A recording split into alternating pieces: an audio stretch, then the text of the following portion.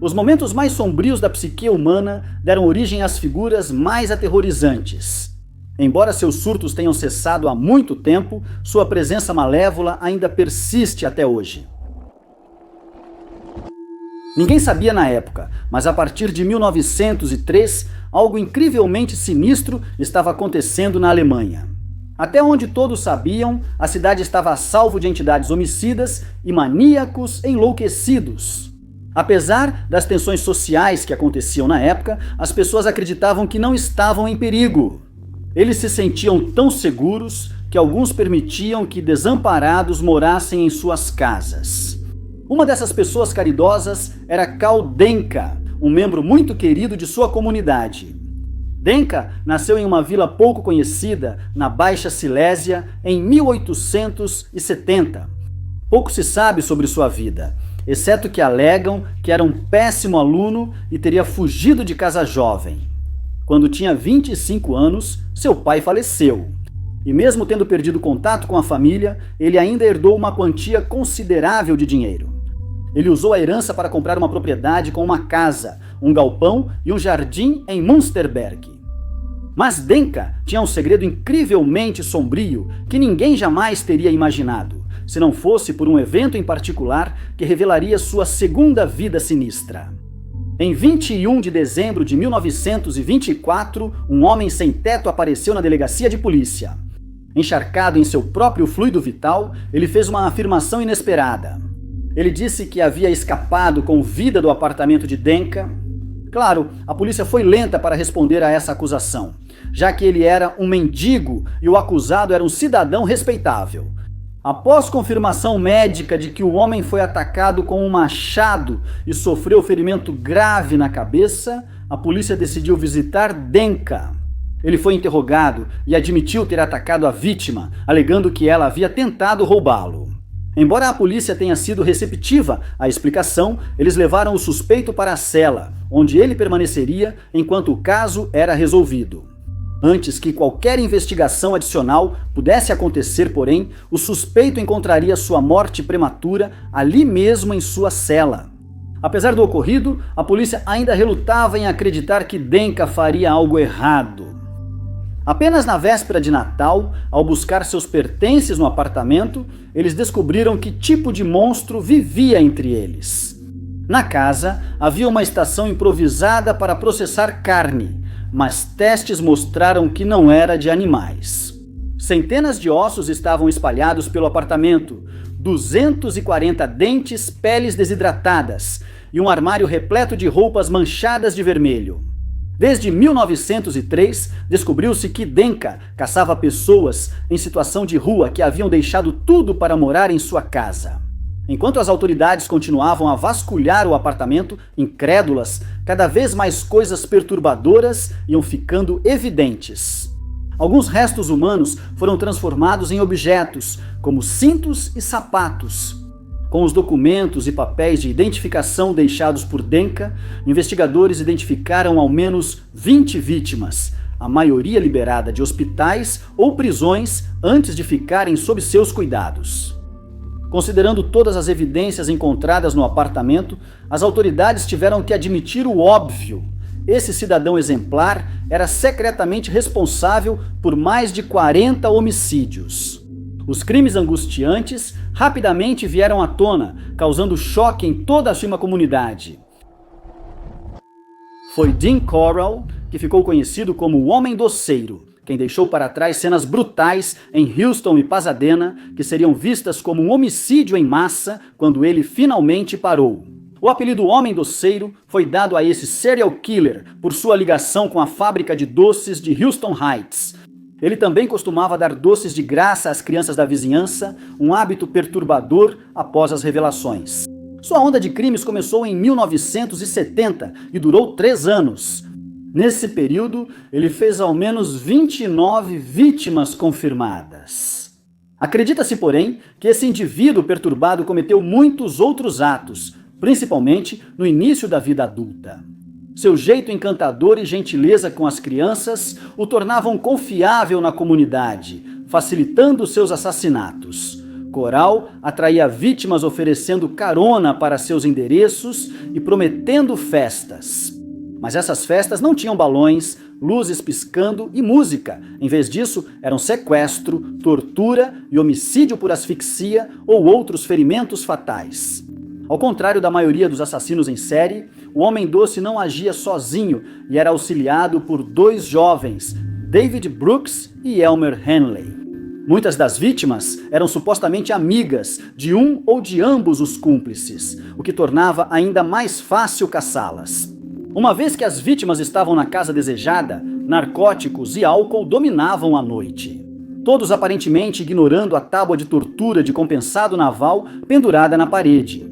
Após dias de tortura e morte, as vítimas eram deixadas em um galpão de armazenamento de barcos na região metropolitana de Houston. Escondidas entre árvores, só foram achadas muito tempo depois, já quase totalmente decompostas. Coral era discreto e bem organizado, mesmo que ele realmente não precisasse ser. Suas técnicas de persuasão, o suposto charme e os jovens cúmplices foram o que realmente impulsionaram sua onda de crimes. O que facilitou ainda mais o massacre em massa foi o fato de que a polícia estava completamente alheia a qualquer coisa sinistra que estivesse acontecendo. Não havia suspeita de um sequestrador nem de um maníaco homicida à solta em Houston. Coral nunca foi preso, condenado, nem cumpriu qualquer pena de prisão por sua onda psicopata de crimes. Mas isso porque ele nunca teve a chance e seus crimes só foram expostos após sua morte. Em 1973, Coral parecia confiante em escapar de suspeitas e atraiu Timothy Curley, de 20 anos, para sua casa. Os eventos de sempre aconteceriam: narcóticos, bebida e desmaio.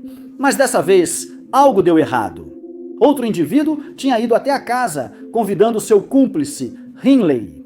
Irritado, Coral esperaria o cúmplice desmaiar antes de amarrá-lo. Henley, porém, acordou e elaborou um plano brilhante. Com Coral apontando uma arma para sua cabeça, ele tentou convencê-lo de que ajudaria a torturar os outros cativos, inclusive o convidado inesperado. Quando a noite avançava, Coral deixou sua arma calibre 22 no criado mudo ao iniciar a tortura. Ao ver a oportunidade e tomado pela fúria, Henley pegou a arma e matou rapidamente o Homem dos Doces. Na manhã seguinte, a polícia foi acionada. Os últimos 3 anos foram detalhados, expondo uma das piores ondas de crimes já vistas. Em seguida, iniciou-se a busca pelas vítimas, sendo 29 encontradas com sinais de tortura severa. Algumas delas ainda aguardam identificação. Embora muitos possam considerar o medo de médicos irracional, é possível encontrar lógica nas histórias perturbadoras de profissionais de saúde que se tornaram maus. Se os acontecimentos do passado nos ensinaram algo, foi a não confiar em ninguém. A história é marcada por profissionais instáveis que prejudicaram intencionalmente seus pacientes. A saber, Dr. William Palmer, conhecido como o Príncipe dos Venenos. Dr. Henry Howard Holmes, que usou gás para sufocar suas vítimas. Dr. Joseph Swangel, que continuou sua onda de crimes mesmo depois de ser preso por isso. Dr. Joseph Mengele, o médico mais perverso e corrupto de todos os tempos. E, finalmente, Dr. Harold Shipman, um dos mais notórios assassinos em série da Grã-Bretanha. O nome Harold Shipman provoca arrepios na comunidade de crimes reais. Nascido em 1946 em Nottingham, Inglaterra, ele parecia apenas mais uma criança comum para o mundo exterior. Mas, para aqueles mais próximos dele, surgiu uma personalidade com ideias infladas de superioridade. Shipman também demonstrava uma obsessão em dominar os outros. Sua mãe, Vera, teve uma influência poderosa em sua vida, e sua morte parece ter sido um ponto de virada na psicologia desse indivíduo distorcido. Mesmo adolescente, quando Vera faleceu, Shipman aprendeu uma técnica de extermínio ao observar o sofrimento. Ele viu que a morfina aliviava o sofrimento e também podia acabar com a vida do doente. Essa seria sua iniciação no uso de substâncias controladas como técnica de homicídio. Quando se tornou adulto, Shipman estudou em uma universidade onde seu desempenho foi tão alto que ele acabou sendo admitido na Universidade de Leeds, onde pôde estudar medicina. Em 1972, ele se formou, um erro terrível que só seria percebido muito tempo depois. Depois, ele abriria um consultório médico, enquanto chefes e colegas supostamente ignoravam sinais de mau comportamento já presentes desde o início. Em 1974, Shipman tornou-se membro do consultório do grupo Todmorden, em West Yorkshire. Seu suposto vício em analgésicos foi exposto e ele foi matriculado em um programa de reabilitação. Em vez de encerrar a carreira, ele pôde continuar na profissão. Em 1977, ele conseguiria trabalho como clínico geral em Hyde, onde viria a cometer a maioria de seus homicídios. Reconhecido como bom médico, Shipman gostava de visitar pacientes idosos em casa e era visto como amigável pelos familiares. Por trás da fachada havia um monstro. O médico estava mirando nesses pacientes mais velhos, seu modus operandi nunca vacilava. Ele visitava seus pacientes por doenças leves, mas injetava uma dose fatal de diamorfina, que é rapidamente excretada e só aparece em autópsias, se for especificamente testada. Shipman modificava os prontuários para dizer que os pacientes estavam gravemente doentes. Ele incentivava as famílias a escolherem a cremação, esperando eliminar evidências de seus crimes. Por 21 anos, a onda de crimes continuou sem que ninguém soubesse. Só em 1998 é que uma mulher de 81 anos foi encontrada morta em sua casa, poucas horas depois de Shipman tê-la visitado. A família ficou perplexa com a morte repentina, dizendo que ela estava saudável. Eles também ficaram chocados ao descobrir que o testamento da mulher havia sido alterado para beneficiar o médico, deixando toda a sua herança para ele. A insistência de Shipman de dispensar a autópsia também foi considerada altamente suspeita. Mas, em 2002, ele seria condenado por 15 acusações de homicídio, uma de falsificação e, posteriormente, sentenciado à prisão perpétua. O estripador de Rostov, Andrei Chikatilo, o açougueiro de Rostov, o estripador vermelho. Ele era conhecido por muitos nomes enquanto assombrava a era soviética, tirando vidas por onde passava. Nascido em 1936, em uma vila no interior da Ucrânia, Chikatilo e o restante da União das Repúblicas Socialistas Soviéticas enfrentaram dificuldades e fome causadas pela coletivização agrícola de Stalin, que dizimou a população. Além das dificuldades externas, Chikatilo também sofria de água no cérebro, uma condição conhecida como hidrocefalia. Isso lhe causaria problemas infelizes mais tarde na vida. Somando-se ainda mais à sua vida problemática, houve a captura de seu pai durante a guerra contra a Alemanha. Ele teria sido mantido prisioneiro e, no fim, humilhado por seus próprios homens por permitir ser capturado. Ele era considerado covarde. Por isso, Chikatilo virou o principal alvo de bullying na escola, tornando-se retraído e tímido. Ao se tornar adulto, ele não passou no exame da Universidade Estadual de Moscou e ingressou no Serviço Nacional. Chikatilo vivia perto de Rostov nos anos 60, onde conheceu Faiena, com quem se casou e teve 2 filhos. Em 1971, por razões desconhecidas, o homem sentiu a necessidade de mudar de carreira e acabou se tornando professor. Então, os assassinatos começariam. Os ataques visavam mulheres que ele podia dominar, geralmente terminando com Chikatilo usando uma lâmina nas vítimas. Testemunhas viram o homem com uma de suas primeiras vítimas, que sumiu logo após. Mas Faiena ofereceu um álibi irrefutável para ele, o que permitiu que continuasse o que se tornaria uma onda de assassinatos. Bizarramente, outro homem chamado Alexander seria preso e confessaria os crimes sob coação, resultado de um interrogatório brutal. Com as acusações de abuso ainda sobre Chikatilo, ele teve dificuldades para seguir como professor e virou escriturário em uma fábrica em Rostov, com acesso a várias vítimas por 9 anos. Desde 1981, o estripador vermelho passou a tratar homens e mulheres, principalmente fugitivos.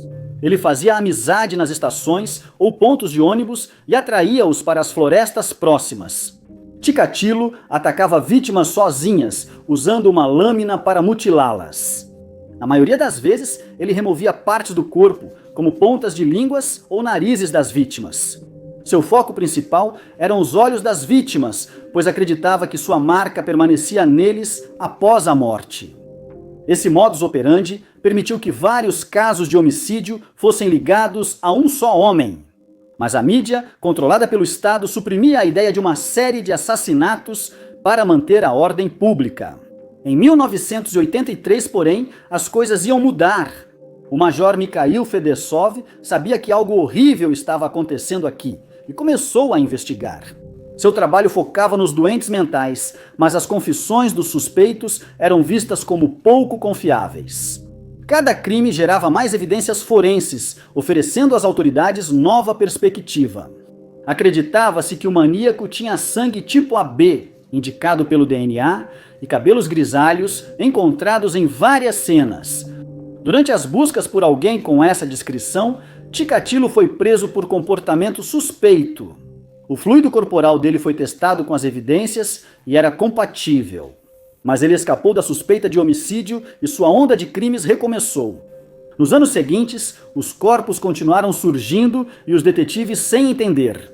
Em 1990, Chikatilo foi preso novamente e inicialmente recusou-se a admitir envolvimento. Mas no final, ele se abriu com um psiquiatra e revelou os detalhes dos assassinatos, chegando até a levar a polícia aos locais de vários corpos.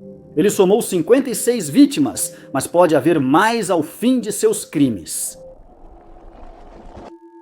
Em 28 de junho de 1993, dois policiais pararam uma picape Mazda Banshee 2000 bege de 1984 que parecia suspeita. O caminhão estava trafegando pela Southern State Parkway, sem placa afixada. Ao perceber a situação, o motorista acelerou tentando fugir dos policiais. Ele entrou na Wantagh Avenue e seguiu ao norte a 65 milhas por hora. Os policiais estavam em perseguição e avisaram a central de comunicações que precisavam de assistência. O Mazda acelerou para 90 milhas por hora, com vários policiais do condado de Nassau e do departamento de polícia de Garden City juntando-se à perseguição. Por 25 minutos, a perseguição continuou, até que finalmente o Mazda parou na calçada. O motorista era Joe David Rifkin e ele foi imediatamente preso. Inicialmente detido por imprudência ao volante, o caso logo se tornaria uma investigação de homicídio quando os policiais descobriram o corpo de uma mulher morta, Tiffany Braciani, que estava escondida na parte de trás do veículo. A investigação sobre Rifkin revelou um passado traiçoeiro, manchado de sangue e marcado pela violência. Rifkin nasceu em 1959, filho de dois estudantes universitários não casados. Na adolescência, ele tentou se enturmar entrando no time de atletismo, mas continuava sofrendo zombarias e tormentos. Ele teve as mesmas dificuldades ao entrar na equipe do anuário. Parece que os maus tratos e o isolamento que ele enfrentou pesaram muito sobre Rifkin, que agora se recolhia em seu próprio mundo sombrio e perturbado, onde fantasiava sobre assassinar mulheres. Em 1972, ele se fixaria em um tipo específico de vítima, damas da noite. Erroneamente, seus pais adotivos lhe deram um carro, justamente o veículo que ele usaria para procurar suas vítimas em Hampstead e Manhattan. Sua paixão e obsessão só piorariam quando ele entrou para o Nassau Community College. Ele faltava às aulas e raramente ia aos empregos de meio período, preferindo passar o tempo com trabalhadoras de rua. Em 1989, ele não conseguia mais controlar suas fantasias violentas e psicopáticas. Rifkin esperou os pais saírem antes de levar uma mulher para casa, em Long Island. Suzy pensou que era só mais um negócio, mas acabou sendo espancada até a morte. Enquanto ela resistia ao agressor, ele a asfixiou e usou um estilete para remover suas digitais e evitar identificação. A cabeça dela foi escondida em uma lata de tinta e o restante dos restos mortais descartado em florestas de Nova Jersey e Nova York. Esse foi o primeiro de vários assassinatos com modus operandi semelhante. Ele sufocaria 17 mulheres, sendo difícil identificá-las sempre. De 1989 até 1993, ele fez um rastro de destruição por Nova York, tirando vidas e agindo de acordo com suas fantasias insanas. A captura de Rifkin naquele ano revelou um massacre e permitiu à polícia identificar as Jane Does encontradas pelo Estado. Rifkin foi condenado à prisão perpétua pela primeira vez em 1994 no caso de Tiffany.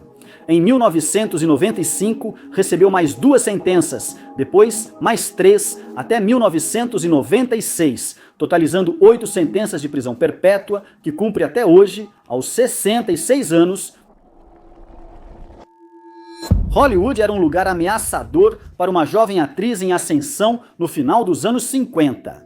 Entre 1957 e 1958, Hollywood foi marcada por uma série de homicídios traiçoeiros cometidos por um único homem, o assassino das garotas glamurosas.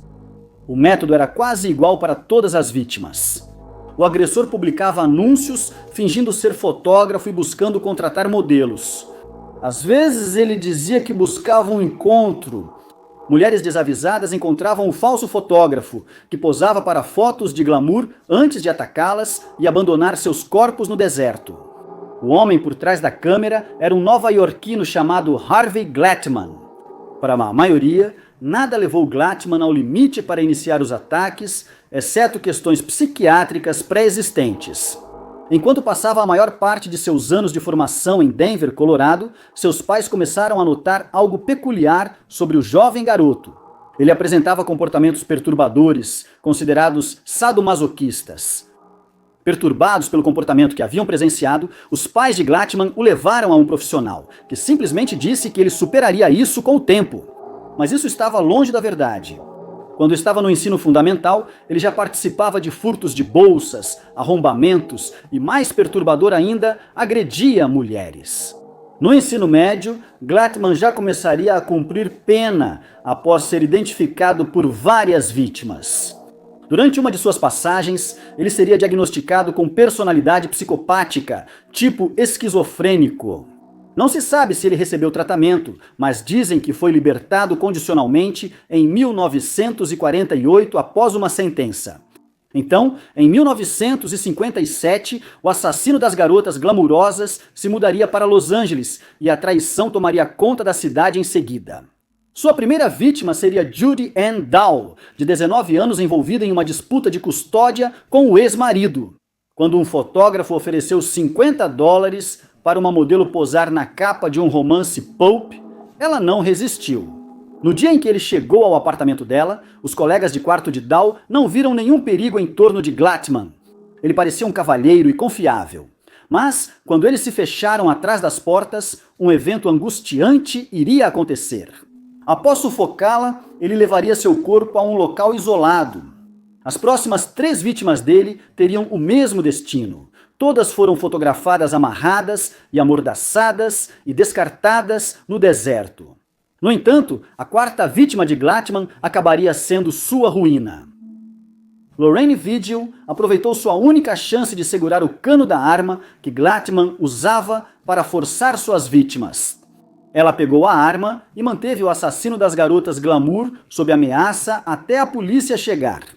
As autoridades o prenderam e, em seguida, descobriram um tesouro de evidências, desde fotografias de suas vítimas até lembranças dos assassinatos.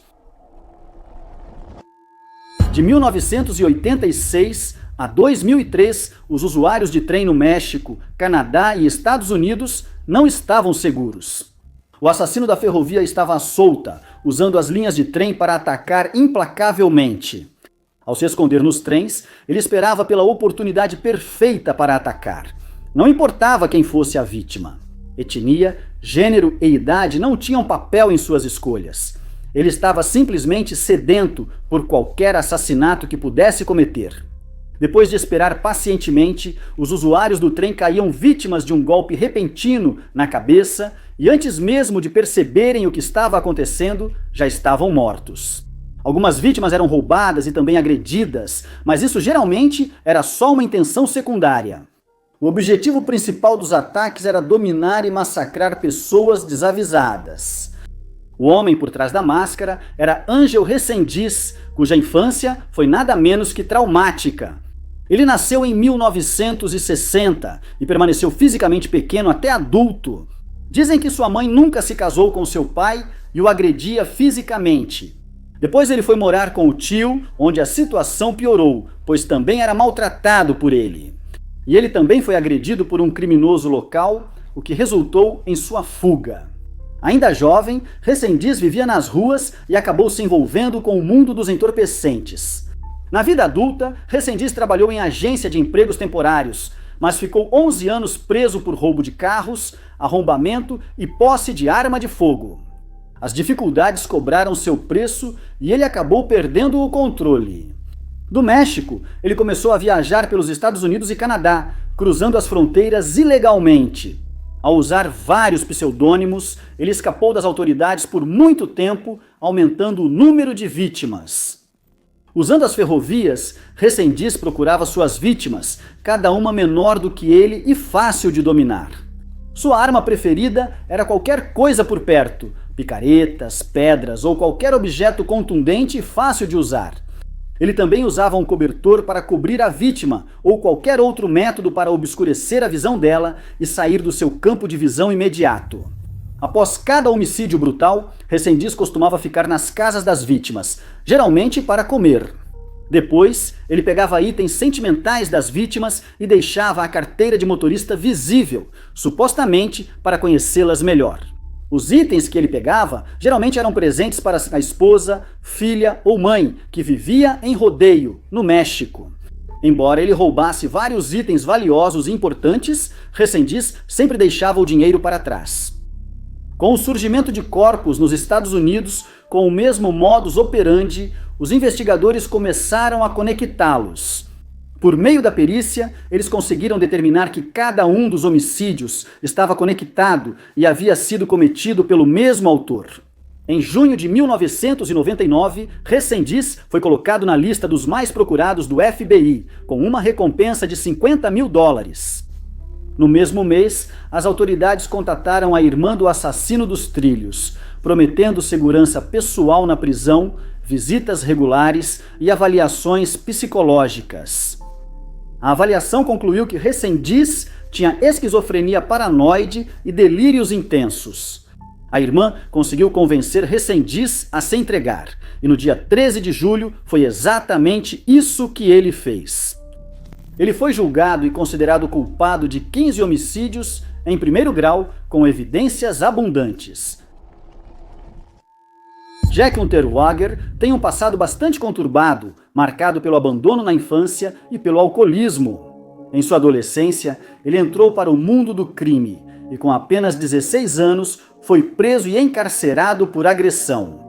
Depois de sair da prisão, Unterweger mostrou mudança e tornou-se escritor enquanto cumpria a pena até 1990. Passou a ser admirado por diversos intelectuais austríacos. Em 1991, Unterweger foi aclamado jornalista e chegou a Los Angeles com tarefas para a mídia austríaca. Esse criminoso reformado iria desvendar a escuridão da cidade e se insinuou entre o pessoal de Hollywood, visitando a sede do departamento de polícia e até acompanhando um policial em patrulha. Mas à noite, a fachada de jornalista de Unterweger caía e ele se tornava a própria escuridão que estava investigando. Naquele verão, ele foi para o centro da cidade, pegou 3 prostitutas, as sufocou com seu laço característico e depois descartou seus corpos na floresta próxima, colocando-as em posições obscenas. Esse modus operandi foi o que ele aprendeu em casa, na Áustria, onde 7 vítimas tiveram o mesmo destino sinistro. Unterweger era incrivelmente inteligente e carismático e apresentava sintomas do clássico narcisista maligno. Isso permitia que ele se misturasse facilmente à multidão e manipulasse qualquer pessoa para convencê-la de sua falsa inocência. Com sua natureza, ele criou uma blindagem contra autoridades da justiça austríaca, psiquiatras criminais renomados, autores e outras figuras de alto escalão. As autoridades austríacas ainda apontaram Unterweger como suspeito dos assassinatos em série ocorridos na região entre 1990 e 1991, antes de sua ida aos Estados Unidos. Eles não encontraram nada que sugerisse que ele estivesse de alguma forma envolvido, mas, pela falta de alternativas, ele era a única opção que restava. Mas, uma vez que ele partiu para os Estados Unidos, eles deixaram de manter contato com ele, com criminologistas sugerindo que assassinos em série geralmente atuam perto de casa e não deixam esse tipo de rastro em 2 continentes. Era exatamente o que Unterweger fazia, tornando-se o primeiro serial killer global conhecido. Articulado e hipnotizante como era, ele manteve o ataque acreditando ser um homem livre. Ele era uma mistura de Ted Bundy e Hannibal Lecter, por isso muitos acham que deveria ser o principal suspeito. Mas, considerando que isso estava acontecendo ao mesmo tempo que outros eventos notáveis, fica claro que os assassinatos das trabalhadoras de rua estavam simplesmente sendo ofuscados. Em 1992, a sorte de Unterweger acabou. Avisado por jornalistas de que a polícia se aproximava, ele fugiu para Miami. Ele foi logo encontrado, detido e enviado à Austrália, onde o DNA de um fio de cabelo loiro em seu BMW, pertencente a uma vítima de homicídio, serviu como prova decisiva. Ao final, muitas das condenações dependeram justamente desse DNA e do laço característico do assassino. Quando jovem, Eric Edgar Cook queria nada mais do que se encaixar. Ele era tímido, desajeitado socialmente e envergonhado da aparência. Cook nasceu com lábio leporino e uma natureza geralmente nervosa, tornando-o o alvo perfeito para os valentões da escola. Mesmo depois que seu lábio foi reparado, ele estava muito consciente da imperfeição que havia ficado. Em casa também não era muito melhor, e à noite ele saía para escapar da atmosfera indiferente. Ele e os irmãos suportavam o temperamento violento do pai. Mas Cook, como o mais velho, lidava mais com isso. As coisas não melhoraram muito na adolescência dele. A rejeição que ele sofreu gerou uma raiva intensa que explodiu ao ser barrado no coral da igreja, levando-o a incendiá-la. Esse seria o primeiro crime que ele cometeu e logo ele começou a se envolver em invasões e furtos na região. Ele enfrentou punições por esses crimes, é claro, mas isso nunca o impediu de se gabar de suas atividades criminosas para seus colegas, na esperança de impressioná-los. Quando chegou à idade adulta, parecia que a vida de Cook agora estava seguindo o caminho certo. Ele se alistou no exército em busca de um novo começo e aceitação social.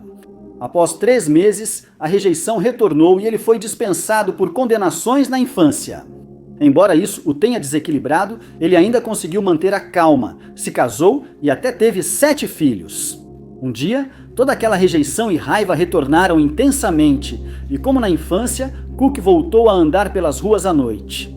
Desta vez, era por outro motivo. Ele buscava presas desavisadas. Enquanto ainda levava uma vida familiar comum, Cook entrou em uma onda de crimes, cometendo assassinatos impiedosos sem um modus operandi definido. Eram aleatórios e variavam de asfixia a empalamentos sangrentos. Às vezes, ele usava armas de fogo diferentes. Perth, Austrália, ficou abalada pelo terror que caiu sobre eles, tudo cometido por um maníaco desconhecido. O comportamento e a inconsistência do assassino tornaram incrivelmente difícil para a polícia alcançá-lo. As investigações e a caçada por um único autor eventualmente começaram. A polícia entrevistou mais de 30 homens com mais de 12 anos e eles foram submetidos à coleta de impressões digitais, juntamente com testes de disparo em 60 mil rifles, calibre 22, que eram uma das armas de fogo usadas em vários dos assassinatos. Finalmente aconteceu. Em agosto de 1963, encontraram um rifle escondido em um arbusto. A balística confirmou que ele havia sido usado em uma das vítimas. Então, a polícia colocou uma arma duplicada no arbusto, presa ainda a uma linha de pesca, e eles esperaram. Semanas depois, Cook voltou e pegou a arma escondida. Ele foi pego e as chamas do medo que assolaram Perth por 4 anos foram finalmente apagadas. O chamado chamador noturno foi capturado. Embora tenha negado inicialmente, Cook acabou confessando tudo. Eileen Wuornos e seu irmão Keith foram abandonados pelos pais e depois adotados por uma família de Troy, Michigan, que mais tarde acabou sendo seus avós biológicos. A partir de então, sua criação parecia ser bastante normal, e eles foram criados junto com outros 2 filhos adotivos. O único outro incidente infeliz foi um incêndio que deixou cicatrizes no rosto de Wuornos, após o qual um temperamento explosivo se tornou evidente. Desde então, a jovem teve mais dificuldade para fazer amigos, aumentando seu sofrimento. Ao descobrir a verdadeira identidade de seus pais adotivos, Wuornos trouxe tensão para a casa. E ela mais tarde afirmaria que seu avô era, na verdade, um homem bastante controlador, fisicamente violento e perturbado. Na escola, ela foi apelidada de Porca do Cigarro, após trocar favores por cigarros com colegas. Wuornos fugia de casa com frequência e acabou indo parar na detenção juvenil. Jovem, ela abandonou a escola e alternava entre a casa dos Wuornos, o centro de detenção juvenil, carros abandonados e a floresta. As coisas finalmente começaram a melhorar para Wuornos, que, aos 20 anos, se estabeleceu com um homem rico chamado Louis Gratz Fell. Por seu temperamento violento e incontrolável, eles se divorciaram e ela iniciou uma vida criminosa. De conduta desordeira a assalto à mão armada e de roubo a dirigir sob influência de álcool, suas tendências criminosas estavam se tornando muito evidentes e então elas aumentaram. Em 1989, tudo começou. Wuornos iniciou uma onda de assassinatos que durou 12 meses e resultou em 7 vítimas. Cada uma de suas vítimas era um homem com idade entre 40 e 65 anos que encontrou um fim prematuro nas mãos de Wuornos, armada com uma arma de fogo. Por 12 meses, ela matou esses homens perto de rodovias no norte e centro da Flórida. Na ordem, as vítimas foram Richard Chase Mallory, 51, David Andrew Spears, 47, 65, Troy Eugene Burras, 50, 56 e Walter Gino Antônio, 61. Wuornos, no entanto, não parecia se incomodar por ter sido pega e deixou impressões digitais e outras evidências em cada uma de suas cenas de crime. Ainda assim, ela conseguiu evitar a captura e a condenação até 1991, quando uma testemunha viu Wuornos saindo do veículo do missionário desaparecido, Sims. Durante seus julgamentos, algo bizarro ficaria evidente. Wuornos às vezes confessava ter matado uma de suas vítimas e, em outras ocasiões, negava completamente. Mesmo assim, ela foi considerada culpada e condenada à execução por injeção letal. Qualquer um que tenha assistido ao filme O Lobo de Wall Street vai reconhecer Jordan Belfort, o corretor de ações cuja carreira serviu de base para o filme. O filme mostra a gestão da Stratton Oakmont e as acusações contra ele por participação em um esquema de fraude de grande porte. No mundo real, temos o primeiro vislumbre da mentalidade de Belfort quando analisamos sua educação superior. Após o ensino médio, ele estudou biologia na Universidade Americana, esperando seguir carreira como dentista. Durante uma palestra, ao ouvir do reitor da Escola de Odontologia de Maryland que odontologia não trazia sucesso financeiro, Belfort desistiu do curso e virou vendedor. Ele se destacou no cargo e vendeu cerca de 2,5 toneladas de carne por semana. Mas não demorou muito para que seu negócio falisse e ele declarasse falência. Ele tentou a sorte como corretor na LF Rothschild, mas foi demitido após o crash da bolsa na segunda-feira negra de 1987. Aos 30 anos, ele fundou a Stratton Oakmont Incorporada, divulgada como corretora de balcão. Logo, participou das ofertas públicas iniciais de mais de 30 empresas. A empresa parecia legítima e, conforme relatos, a carreira de Belfort seguia rumo ao sucesso. Mas a realidade do que acontecia a portas fechadas era bem diferente da imagem que ele projetava para o público e seus investidores. Descobriu-se que a Stratton Oakmont participava de um esquema pump and dump, inflando preços de suas ações e divulgando informações falsas para parecerem legítimas. Isso permitia que ele comprasse ações baratas e as vendesse mais caro. Quando essas ações eram vendidas, o preço caía abruptamente e os donos perdiam muito dinheiro na hora. Belfort certamente estava bem ciente disso. Mas, como se espera de um sociopata, ele simplesmente não se importava que outras pessoas estavam perdendo o dinheiro que ganharam com tanto esforço enquanto ele lucrava com o sofrimento delas. Ele usou o dinheiro que ganhou com esse esquema para frequentar e organizar festas elaboradas, comprar itens caros como carros e roupas, e em pouco tempo tornou-se viciado em substâncias ilegais. Com o crescimento da empresa, Belfort empregou mais de 1.000 corretores e gerenciava mais de $1 bilhão em ações. Mas a empresa era constantemente perseguida pela lei, especialmente pela Associação Nacional de Corretores de Valores Mobiliários. Mesmo assim, Belfort continuou com suas atividades fraudulentas e parecia não se incomodar muito com o fato de estar sendo constantemente investigado, possivelmente por causa de sua natureza sociopata, o que o fazia se sentir superior aos outros. Por isso, ele provavelmente achava que nunca seria descoberto. Em 1996, a empresa foi fechada pela Associação Nacional de Corretores de Valores e Belfort foi preso. Ele se declarou culpado de fraude e recebeu uma sentença de 4 anos de prisão, mas foi libertado após cumprir menos de 2. Depois, ele se tornou um informante do FBI e forneceu depoimentos contra muitos de seus antigos colegas.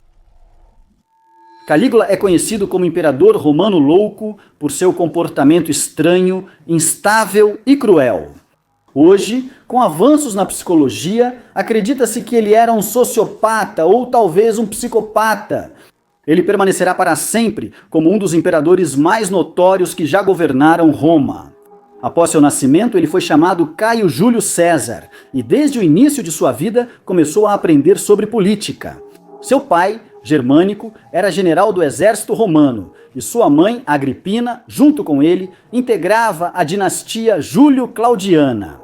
Ele passou boa parte da juventude acompanhando o pai em campanhas militares e tornou-se muito popular entre os legionários. Eles lhe deram um uniforme militar em miniatura, incluindo botas, que eram chamadas de Caligae, o que levou ao seu apelido de Calígula, que significa botinha. Porém, usaria seu nome completo ao ser coroado imperador.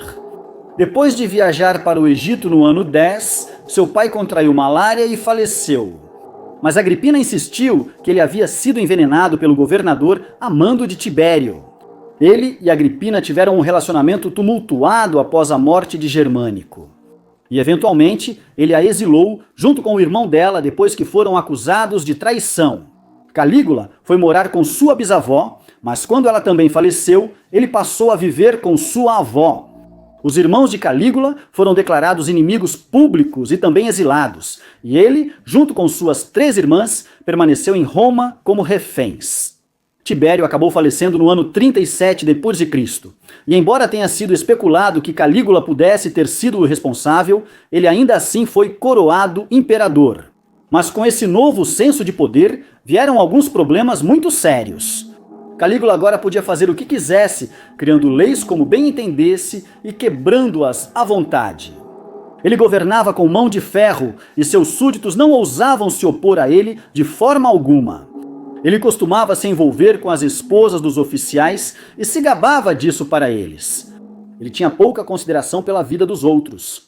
Em certa ocasião, ele participou de uma cerimônia onde precisava matar um touro com um martelo. Mas ele decidiu usar a arma contra o sacerdote presente, tirando-lhe a vida sem motivo algum. Logo ficou obcecado por acumular cada vez mais ouro. Ele espalhava moedas de ouro pelo chão para poder andar sobre elas. Ele servia pães de ouro na mesa e bebia coquetéis de vinagre com pérolas derretidas.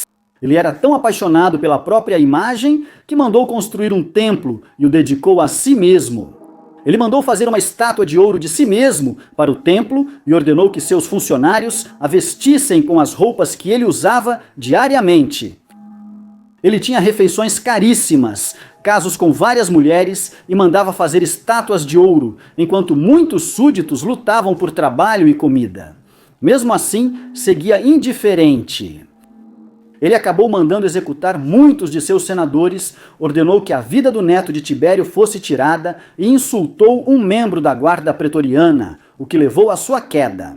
Ele se tornou impopular entre a elite romana e em 41 depois de Cristo, seus conselheiros conspiraram para matá-lo, encerrando seu reinado de terror. Pablo Escobar, o famoso colombiano cujo nome é sinônimo de substâncias ilegais, nasceu em 1949. Mesmo na adolescência, ele frequentemente tinha problemas com a lei. Sua primeira atividade criminosa envolvia vender diplomas falsos, roubar lápides de cemitérios para revenda e contrabandear equipamentos de som. Ele também começou a vender cigarros falsificados e roubar veículos, além de vender bilhetes de loteria falsos. Quando adulto, ele se envolveu na venda e contrabando de substâncias ilegais e, em várias ocasiões, sequestrou suas vítimas, apenas para libertá-las depois que o resgate exigido era pago. Após criar seu cartel, ele estabeleceu rotas de contrabando para o Peru e logo passou a traficar substâncias ilegais para o Equador e a Bolívia. Isso foi apenas o começo de um império gigantesco que ele acabaria comandando com a ajuda do governo sandinista da Nicarágua e de Cuba. Ele passou a mirar autoridades do governo para assassinato e logo contrabandeava cerca de 70 toneladas de substâncias ilegais para os Estados Unidos da América. Como esperado, ele era frequentemente confrontado pela polícia, políticos e pelo público, resultando em eventos violentos com muitas mortes, mas nunca a de Escobar. Nem mesmo policiais e juízes estavam seguros se opusessem a ele. Devido às suas atividades ilegais, ele rapidamente se tornou um dos mais ricos do mundo, ganhando cerca de 420 milhões de dólares por semana. Ele comprou aviões particulares, várias casas caras e organizava festas luxuosas que eram frequentadas por seus colegas e membros de outros sindicatos do crime. Logo, ele tinha tanto dinheiro que não sabia o que fazer. Assim, ele começou a guardar dinheiro em armazéns e enterrá-lo em campos. Por isso, grande parte do dinheiro se deteriorou e nunca foi encontrada. Em sua casa mais valiosa, a mansão Hacienda Nápoles, de 36 milhões, ele mandou construir um campo de futebol, erguer estátuas de dinossauros, instalar uma arena de touradas e, por fim, criou um zoológico. Ele tinha uma pista de pouso, podendo voar para a mansão e sair quando quisesse. No zoológico ele mantinha zebras, elefantes, avestruzes, camelos e girafas, a maioria dos quais foi contrabandeada ilegalmente para o país. Ele também era conhecido como um assassino implacável, que não hesitava em tirar a vida de alguém se essa pessoa se opusesse a ele ou até mesmo discordasse dele. Estima-se que, por suas ordens, até 4.000 pessoas foram executadas. E, em uma ocasião, ele foi tão longe a ponto de mandar explodir um avião, pois acreditava que um homem que estava trabalhando com a polícia contra ele estava aí a bordo. Ele acabou sendo forçado a fugir da lei, mas sugeriu que se entregaria com uma condição, que ele mesmo construísse as prisões onde seria encarcerado. Essa sugestão foi aceita, e ele construiu a prisão catedral de La. O prédio tinha fax, telefones, computadores, piscina, sauna, cachoeira e boate. Ele permaneceu lá por um tempo, mas depois de ordenar a execução de 2 rivais na prisão, foi decidido que ele seria transferido para uma prisão comum. Mas ele fugiu antes que isso fosse feito. Ele se refugiou em seu esconderijo em Medellín, onde foi encontrado e no tiroteio seguinte foi ferido e morreu. Muitas pessoas acreditam que, se Escobar não fosse um sociopata, ele nunca teria se envolvido nessas atividades ilegais quando adolescente, e talvez sua vida teria sido muito diferente. Gengis Khan, um dos líderes mais bem-sucedidos da história, é reconhecido como estrategista brilhante e inovador militar talentoso. Atualmente, ele é visto como um sociopata que fazia de tudo para conquistar o máximo de territórios. Gengis Khan e seus 2 filhos usaram estratégias militares brilhantes para conquistar tribos do Adriático ao Pacífico, alcançando países como Finlândia, Hungria, Croácia, Polônia, Vietnã e Japão. Em pouco tempo, Gengis Khan formou um império do tamanho da África e, em 1240, já dominava grande parte do planeta. Ou pelo menos era o que se pensava, pois Australásia e Américas eram desconhecidas pelos mongóis da época. Embora isso parecesse um feito impossível para apenas um grupo de guerreiros, a verdade é que Gengis Khan travava batalhas em mais de uma frente ao mesmo tempo. Muitos acreditam que ele teve sucesso devido à habilidade dos mongóis com arco e flecha. Eles eram ótimos cavaleiros e acertavam alvos pequenos à distância, mesmo em alta velocidade. Essa era uma habilidade que grande parte do mundo ainda não tinha aprendido, o que significava que as forças de Gengis Khan eram superiores. Além disso, ele vivia por um código de renda-se ou morra, e a maioria dos inimigos que o enfrentavam rapidamente optava pela primeira opção para evitar a segunda. Alguns historiadores o consideram um gênio à frente de seu tempo, enquanto outros acreditam que ele era um líder bárbaro que eliminava seus inimigos sem remorso ou hesitação. Também sugeriram que suas tendências sociopatas vinham de uma infância longe do ideal. Aos 9 anos, inimigos de seu pai o envenenaram e exilaram sua mãe da tribo. Ela precisou criar sozinha os 7 filhos, enquanto Khan caçava e sustentava a família. Também se acredita que, ainda jovem, ele e seu meio-irmão tiveram uma discussão por causa de comida e que ele tirou a vida do irmão como resultado disso. Ele casou ainda adolescente, mas pouco depois, ele e sua esposa foram sequestrados por uma tribo rival e ele foi forçado à escravidão. Ele conseguiu escapar e, quando se tornou adulto, já havia aprendido a lutar como guerreiro e começou a reunir um exército. Ele conversou com os líderes das tribos vizinhas, com quem forjou alianças. Isso iniciou as conquistas de Gengis Khan, que saiu para dominar o mundo. Acredita-se que até 40 milhões de pessoas perderam a vida graças às campanhas dele, o que resultou na redução de 11% da população mundial. Considerando que Bernie Madoff comandou um dos maiores esquemas Ponzi da história, não é surpreendente saber que ele era um sociopata. Para conseguir realizar um esquema desse tipo, é preciso não se importar com o bem-estar dos outros. Ele roubou dinheiro de muitas pessoas conscientemente, mas aparentemente não se abalou com a perda delas. Após suas ações nefastas serem descobertas e ele enfrentar a justiça, afirmou que as 2 décadas enganando investidores, incluindo amigos, o deixaram sob enorme pressão e que as vítimas eram tão culpadas quanto ele. Ele disse que, ao verem seus retornos de 2 dígitos, os investidores deveriam ter notado que algo estava errado.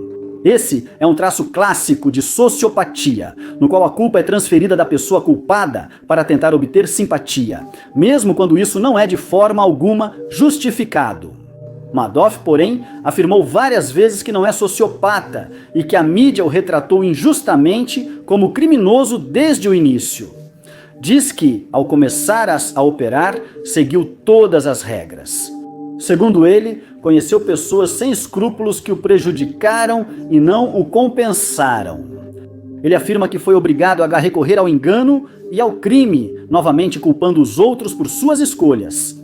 Tudo começou em 1980, mas Madoff queria que acreditassem que seu esquema Ponzi só começou em 1992. Ele passou a arrecadar milhões de dólares de pessoas físicas, fundos de hedge, organizações de caridade e fundos de pensão, dizendo ter uma estratégia de investimento única que faria seus investidores lucrarem muito. Tudo era uma farsa, pois descobriram que ele nunca negociou ações nas contas dos clientes. Ele mostrava retornos positivos continuamente, que no ano 2000 chamaram a atenção de Harry Markopolos, um analista financeiro que então alertou as autoridades. Ele seguiu denunciando negociações suspeitas de Madoff, mas por motivos desconhecidos, a Comissão de Valores Mobiliários dos Estados Unidos da América não agiu por anos. Em 2008, clientes solicitaram resgates de 7 bilhões de dólares, mas ele não conseguiu levantar o dinheiro. Ele admitiu aos filhos que o negócio era uma fraude e que enganou investidores em cerca de 50 bilhões de dólares, valor que promotores depois alegaram chegar a 64 bilhões. Em dezembro de 2008, ele não conseguiu mais esconder sua fraude das autoridades e se entregou à polícia. Na época, ele não conseguiu dar nenhuma explicação, mas, nos anos seguintes, ele apontou o dedo para muitas pessoas na tentativa de se livrar da culpa. Todos os bens dele foram congelados e um juiz nomeou um administrador para tentar recuperar o dinheiro das 48 centenas de vítimas que ele havia perdido. Ele se declarou culpado de todas as acusações. Charles Manson dispensa apresentações para quem se interessa por assassinos em série, já que ele provavelmente é o mais famoso de todos os tempos. Em 1967, após um período na prisão, ele se mudou para o rancho de filmes Spam e começou a reunir seguidores, formando o grupo que chamou de Família. Ele contou aos seguidores que queria ser músico e tinha contato com artistas famosos, como os Beach Boys, que gravaram uma de suas músicas. Mas, na realidade, ele era um sociopata que acabaria ordenando à sua família que tirasse a vida de várias pessoas. Ainda se debate hoje se a família era ou não uma seita. Seja como for, ele era astuto e carismático, facilmente convencia as pessoas a fazer o que queria. Ele aproveitou isso para causar caos na Califórnia. Não há dúvida de que ele teve uma infância difícil, o que provavelmente contribuiu para a sua natureza sociopata. Ele nunca conheceu o pai e a mãe dele era uma jovem de 16 anos que foi presa por roubo. Depois ele foi morar com os tios na Virgínia Ocidental. Mas logo ele mesmo teve problemas com a lei e foi enviado para várias instituições para menores e mais tarde para a prisão. Ele passou a cometer assaltos, furtos e roubo de carros, mas parecia não ser bom nisso. Ele se mudou para São Francisco em 1967, depois de ser libertado da prisão. No ano seguinte, ele já tinha reunido seus seguidores no rancho. Ele misturava ficção científica e ocultismo em seus ensinamentos, dizendo que uma guerra racial logo acabaria com os Estados Unidos.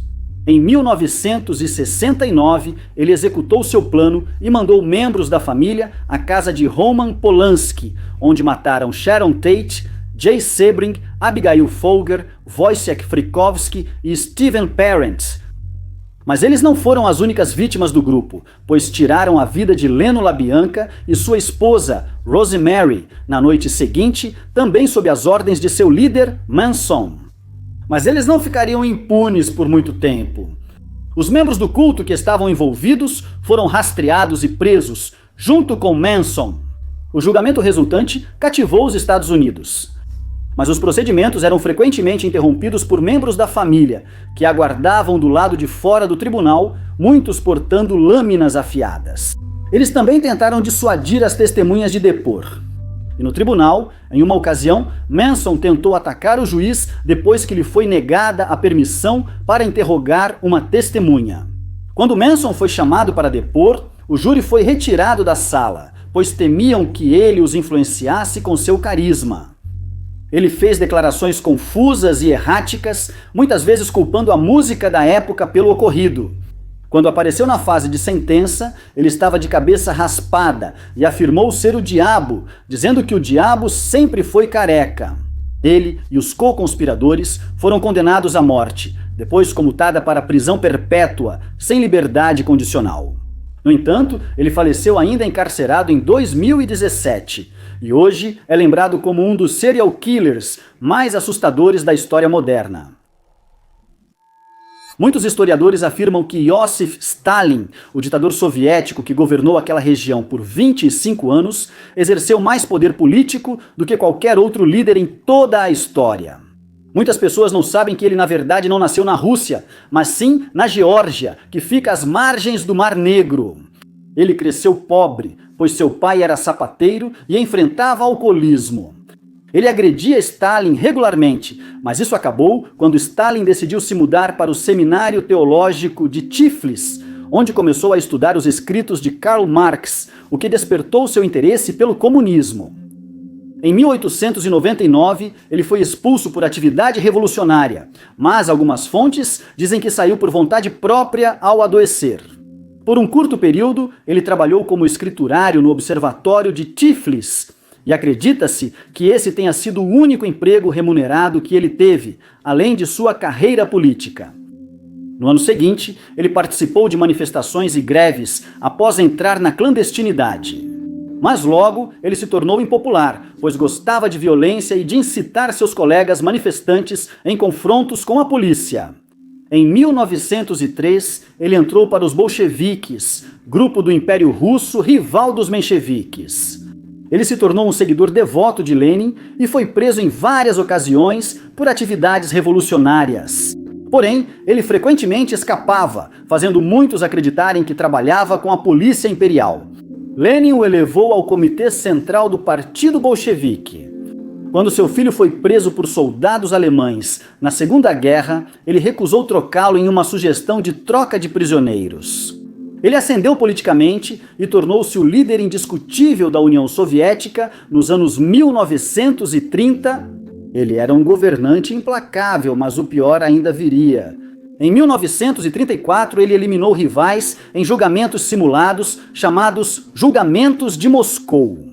Quem se opunha a ele era removido sem aviso, muitos presos ou executados. Também foram julgados membros do Exército Vermelho e do Alto Comando Militar, gerando caos nas Forças Armadas. Nos expurgos de Stalin, centenas de milhares foram acusados de crimes como espionagem e sabotagem. Quando considerados culpados, eram mortos ou enviados para campos de trabalho forçado. Ele queria criar uma atmosfera de medo na União Soviética, mas ele mudou de ideia e condenou as execuções realizadas. Ele ordenou a prisão dos chefes da Comissariado do Povo para Assuntos Internos responsáveis pelas execuções, que foram mortos. As purgas terminaram, mas entre 700 mil e 1.200.000 pessoas morreram devido à paranoia e tendências sociopatas de Stalin. Ele seguiu tão paranoico e pelas próximas décadas a União Soviética existiu em uma atmosfera de medo, enquanto a vigilância era constantemente realizada. O rei Leopoldo II da Bélgica é lembrado pelas muitas atrocidades que cometeu na África após se tornar rei em 1865. Ele decidiu que a Bélgica deveria virar uma potência imperial. Para isso, ele desenvolveu a bacia do rio Congo e criou o Estado Livre do Congo, atual República Democrática do Congo. Ele fez as pessoas na África acreditarem que era um filantropo levando o cristianismo ao continente. E ele contratou o explorador Henry Morton Stanley para explorar a bacia do rio Congo, após o que estabeleceu postos comerciais e estradas. Ele convenceu chefes tribais a assinarem tratados com a Bélgica, mesmo sabendo que eram analfabetos e provavelmente não entendiam o que assinavam. Os tratados assinados foram depois modificados para satisfazer os caprichos de Leopoldo. Ele reivindicou uma grande parte da África como sua propriedade pessoal e, de alguma forma, convenceu os Estados Unidos e os principais países da Europa de que isso realmente era verdade. Ele nomeou de Estado Livre do Congo, tornando-o sua colônia privada sob seu domínio absoluto. Seu objetivo era enriquecer com os territórios que reivindicou e começou a negociar marfim. Quando a borracha virou material popular mundialmente, ele deixou o comércio de marfim, achando que lucraria mais explorando as seringueiras. Nesse período, ele já tinha um exército de 19.000 soldados. Eles eram chamados de Força Pública, e o que aconteceu depois ilustrou a natureza sociopata de Leopoldo. Ele ordenou que seu exército marchasse até as aldeias e reunisse mulheres e crianças. Em seguida, eles eram instruídos a entrar na floresta tropical para coletar seringueiras, e que seus entes queridos seriam libertados ao atingir a cota mensal. Com a popularização da borracha, seu preço subiu e as cotas aumentaram para quantidades inviáveis. Em pouco tempo, as árvores próximas das aldeias sumiram, obrigando os homens a andar quilômetros em busca de novas, temendo pela execução de suas famílias. Os que não iam para as florestas tinham que construir estradas e cortar madeira para abastecer barcos a vapor. Mas muitos desses trabalhadores perderam a vida devido ao excesso de trabalho. E nas aldeias, as pessoas começaram a passar fome, pois não tinham o que comer.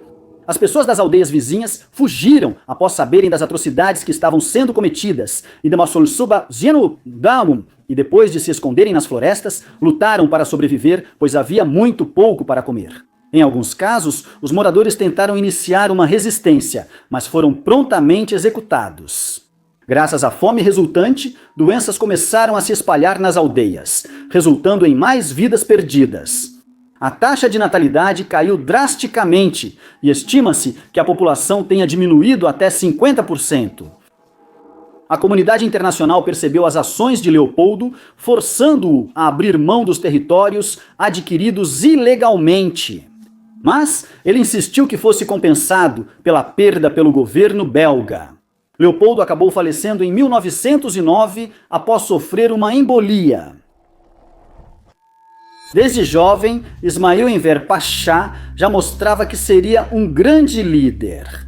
Ele foi um dos organizadores da Revolução dos Jovens Turcos de 1908 e, em 1911, foi fundamental na defesa da Líbia contra as forças italianas. Após se casar com Nádia Sultana, ele entrou para a família imperial otomana e virou ministro da guerra. Ele entrou em uma aliança com a Alemanha, mas sofreu uma grande derrota no posto fronteiriço de Sarikamish, na Armênia, onde então decidiu liderar uma campanha contra a Rússia. Isso revelou seu lado sociopata, pois lidou mal com a derrota e se voltou contra soldados armênios e seu próprio exército. Ele mandou que todos perdessem armas e títulos, depois os enviou a batalhões de trabalho, onde foram executados. Para justificar esse comportamento abominável, ele afirmou que todos esses soldados traíram, o que era mentira. Depois, ele se voltou contra o público armênio para se vingar deles também. Ele utilizou um ramo do exército otomano conhecido como Organização Especial, que era mantido em segredo do público. A organização era liderada por um médico chamado Behiden Shakir. E ele, junto com sua equipe, recebeu ordens para acabar com o maior número possível de vidas armênias. Em 1915, Pasha ordenou a dissolução de todas as organizações políticas armênias no Império Otomano e a prisão de qualquer armênio ligado a elas. Ele disse que esses grupos eram influenciados por forças externas, como a Rússia, causando tumultos nas forças armadas otomanas. Em apenas 2 dias, até 270 armênios foram detidos. Incluía políticos, clérigos, médicos, escritores, jornalistas, professores, advogados e outros. A maioria dos detidos foi então executada, e isso é considerado por muitos historiadores como o início das piores atrocidades de Pasha. Ele ordenou uma deportação em massa dos armênios, que, expulsos, não receberam ajuda do Império Otomano e foram forçados a marchar pelo deserto armênio sem comida, água ou abrigo. Quando alguns dos políticos do mundo souberam dessas deportações, eles o confrontaram. Em várias ocasiões, ele foi recebido por Henry Morgenthau, então embaixador dos Estados Unidos da América. Ele tentou dissuadir Pasha dessa prática, mas Pasha se manteve firme, afirmando que sua política de deportação não mudaria de forma alguma. Ele disse que ficaria feliz se o povo armênio vivesse no deserto e não os permitiria perto da Anatólia. Ele foi além e exigiu que Morgenthau entregasse os nomes de quem tivesse apólices de seguro de armênios, para que esses fundos fossem usados por seu estado. Mas seu pedido foi prontamente recusado. Pasha então afirmou que quaisquer outras tentativas de dissuadi-lo seriam inúteis, pois ele já havia conseguido acabar com a vida de 3/4 do povo armênio. Mas ele morreu em agosto de 1922, quando Yakov Melkumov, comandante do Exército Vermelho Armênio, lançou um ataque surpresa. Joanna Denny, hoje conhecida como assassina em série, não apresentava sinais de sociopatia na infância. Ela nasceu em St. Almonds, Hertfordshire, Inglaterra, em 1982. E embora ela tenha afirmado mais tarde que foi abusada quando criança, nunca foi encontrada nenhuma evidência que apoiasse essa afirmação. Ela e a irmã mais nova tiveram uma infância normal, segundo amigos e familiares, e eram muito próximas.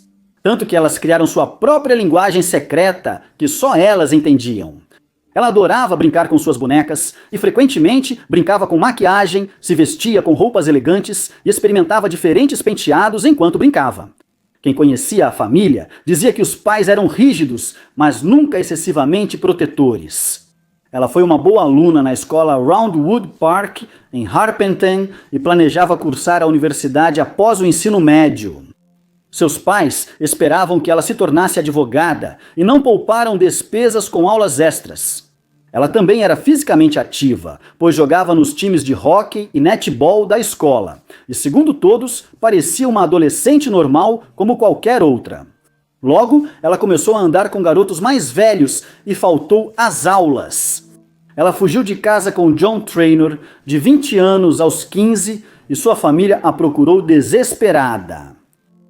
O casal foi encontrado vivendo em um terreno baldio perto de casa. Mas, a essa altura, as coisas já tinham começado a dar muito errado para Joanna. Ela havia se tornado viciada em substâncias ilegais, bebia álcool e, quando completou 16 anos, decidiu sair de casa para tentar construir uma vida por conta própria. Mas ela ficava sem dinheiro e tinha que recorrer à família para pedir ajuda. Ela e treinador mudaram-se para Milton Keynes e logo tiveram 2 filhos. Ela disse aos pais que só poderiam ver os netos se pagassem por esse privilégio e assim o relacionamento deles terminou ali. Ela foi infiel a treinador e teve casos com diferentes homens e mulheres nos anos seguintes. Às vezes, ela sumia por semanas e, ao voltar, implorava o perdão de treinador. O casal se mudou para East Anglia, onde ela trabalhou em fazendas, mas seu comportamento piorou ainda mais. Ela agredia o treinador regularmente e começou a dizer aos amigos que queria saber como era tirar a vida de alguém. Em 2009, o treinador se cansou e decidiu levar as crianças para recomeçar em outro lugar. O mau comportamento de Joanna continuou e às vezes ela recorria ao trabalho nas ruas para sustentar seus vícios.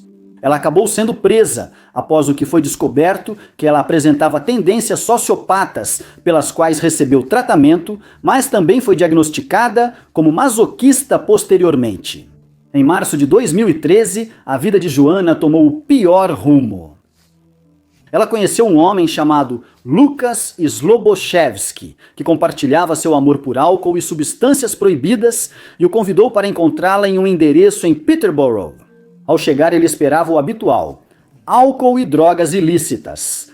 Mas assim que ele entrou, Joanna avançou contra ele com uma lâmina afiada e tirou sua vida. Em seguida, ela tirou a vida de seu colega de quarto, João Chapman, e de seu senhorio, Kevin Lee, que também era seu chefe. Ela fugiu para Hereford e tentou matar mais 2 homens, mas falhou. Ela foi presa após uma caçada policial e condenada a passar o resto da vida na prisão. Número 10. Quando o escândalo Varsity Blues estourou em 2019, a influenciadora Olivia Jade não percebeu a gravidade do que seus pais haviam feito. Ambos eram celebridades ricas. Não era raro que pessoas como eles usassem dinheiro e influência para beneficiar seus filhos. Mas a família foi além do que era legal, e a própria Olivia acabou envolvida na mentira. O escândalo girava em torno de um homem, Rick Singer. Ele liderava uma empresa que ajudava filhos de ricos e influentes a ingressar nas melhores universidades. Mas, em vez de prepará-los para provas ou redações, a empresa de Rick Singer pagava subornos e ajudava na fraude dos exames.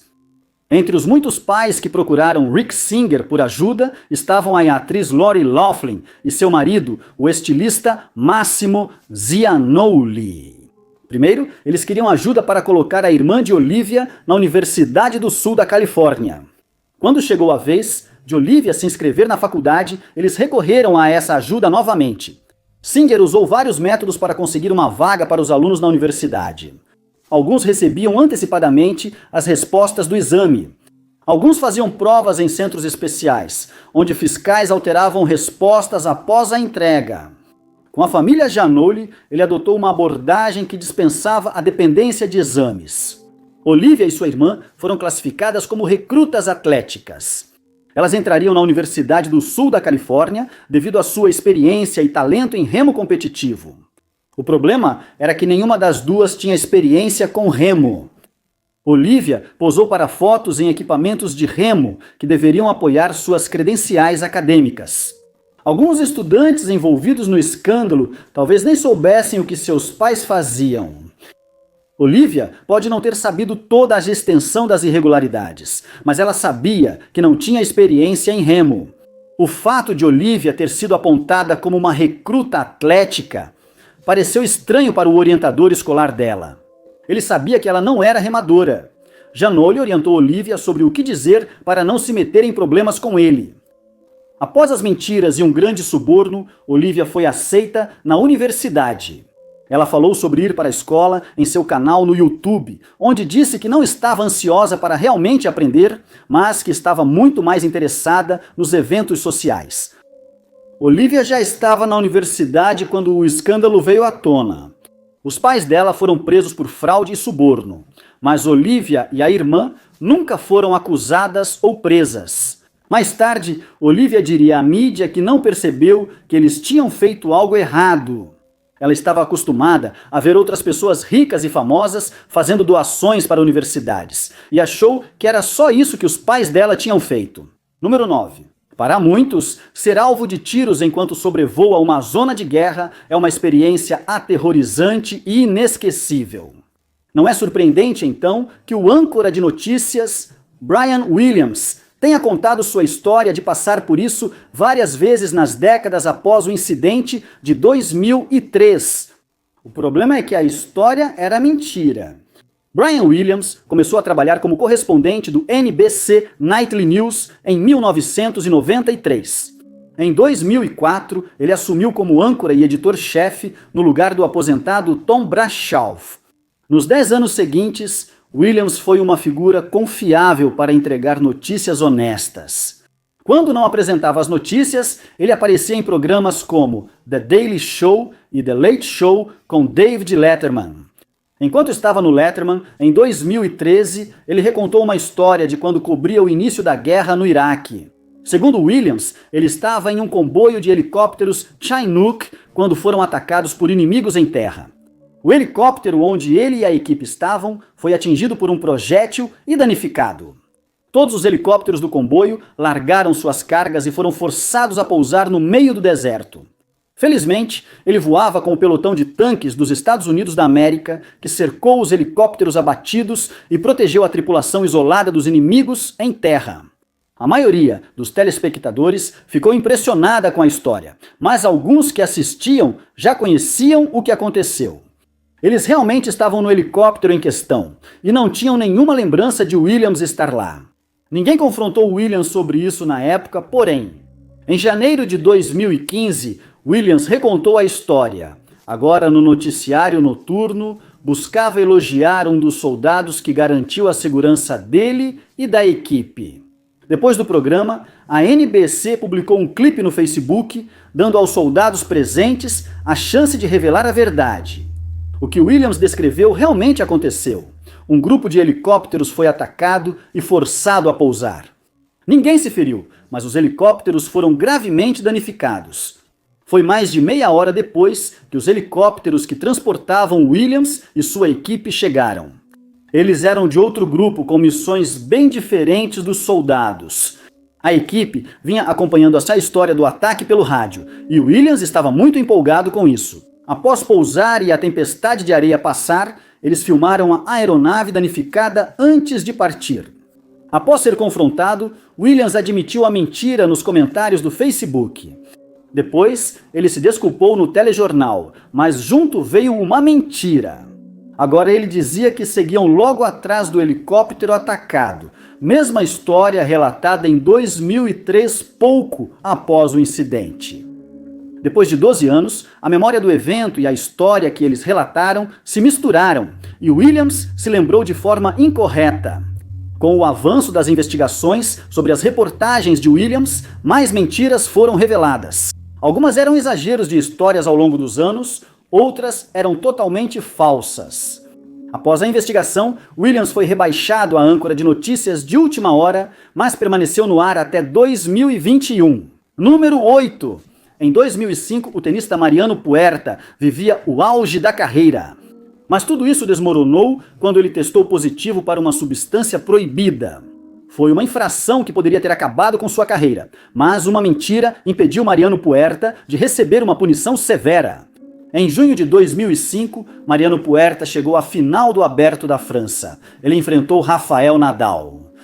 Como Puerta, Nadal nunca havia disputado uma final de Grand Slam. Nadal venceu e Puerta teve seu melhor resultado como vice-campeão.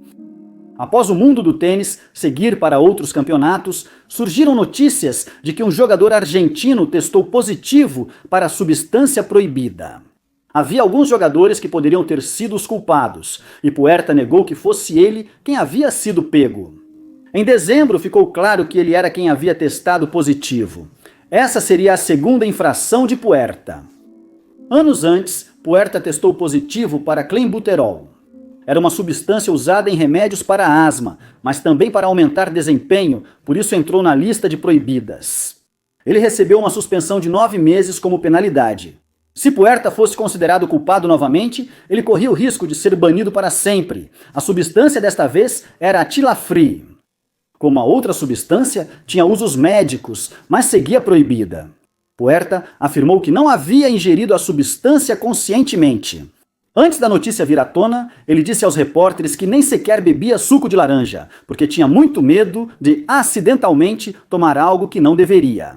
Mas ele não podia controlar as ações das pessoas ao redor. Ele afirmou ao tribunal que sua esposa tomou o remédio para aliviar a dor menstrual. Depois ele bebeu do copo já contaminado pelo medicamento. A substância foi encontrada apenas em quantidades vestigiais e estava muito abaixo do que seria necessário para realmente fazer diferença no desempenho de Puerto. Diante disso, o tribunal evitou punir Puerta de forma severa. Ele foi suspenso por 8 anos, considerado severo, e depois a punição caiu para 2 anos. Mesmo assim, isso prejudicaria sua carreira, mas Puerta pôde voltar a jogar em 2007. Após a suspensão, Puerta nunca mais alcançou o mesmo nível na carreira. Ele venceu novamente, mas se aposentou em 2009. Anos após se aposentar, Puerta admitiu a verdade. Segundo Puerta, ele tomou comprimidos dados por um amigo de seu treinador. Eles continham cafeína e ginseng, que Puerta sabia.